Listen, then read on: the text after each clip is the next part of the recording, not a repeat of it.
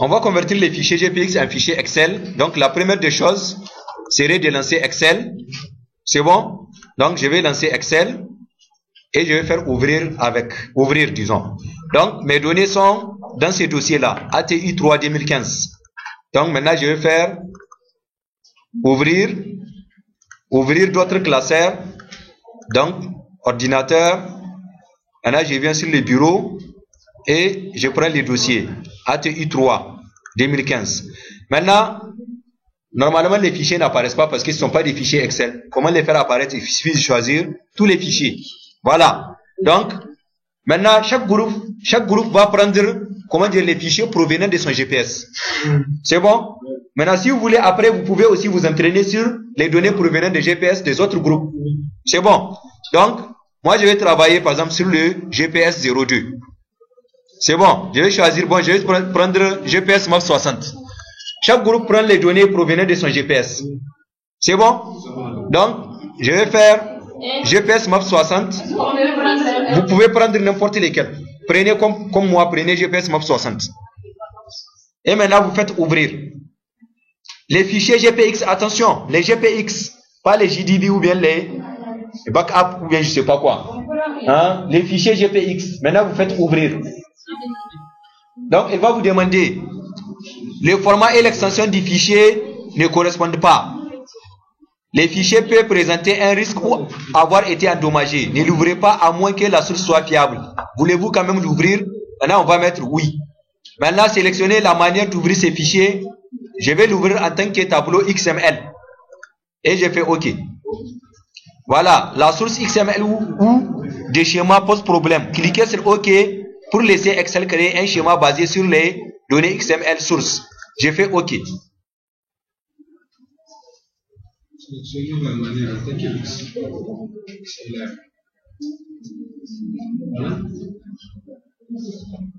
Voilà. Donc, mon fichier est ouvert. Maintenant, quelles sont les colonnes qui m'intéressent dans ces fichiers Excel? Donc, je vais voir, j'ai plusieurs colonnes. Créateur, version, href.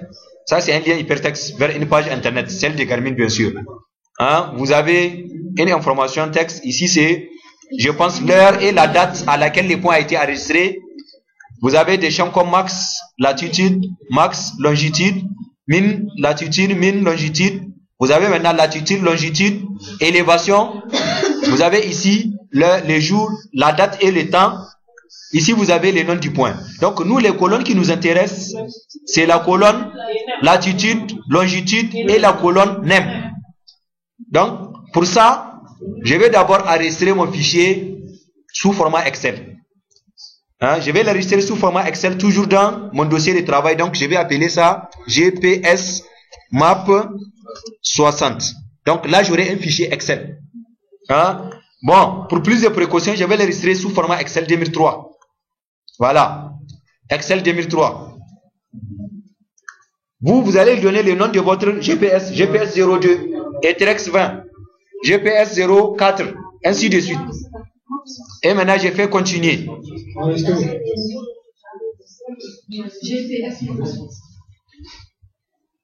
Donc, après l'enregistrement, maintenant, je vais supprimer toutes les colonnes inutiles. Vous voyez ici, de la colonne, regardez, d'ici, de créateur jusqu'à min longitude. Je vais les supprimer, tout simplement. Clic droit et je fais supprimer. Vous voyez, il va rester la colonne latitude, longitude, élévation et time aussi. Bon, si je peux laisser l'élévation. Hein, ça peut me donner une idée de l'attitude des différents points qui ont été enregistrés. Donc, oui. Ça n'a pas affiché quoi?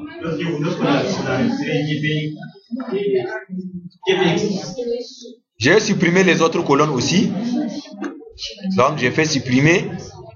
Voilà. Time aussi, je le supprime. Maintenant, je vais prendre cette colonne-là. Je vais faire couper. Et je vais venir, je vais l'insérer de ce côté. Insérer les cellules coupées. Voilà. Donc là, vous voyez, j'ai d'abord les NEM, latitude, longitude et élévation. Ce sont les trois colonnes qui m'intéressent, hein, dans ces fichiers-là. Si je veux, je peux même leur changer de nom pour mettre ici numéro. Ici, je vais mettre latitude. Ici, longitude, LON est ici, altitude, et j'enregistre mon fichier Excel. Enregistrer.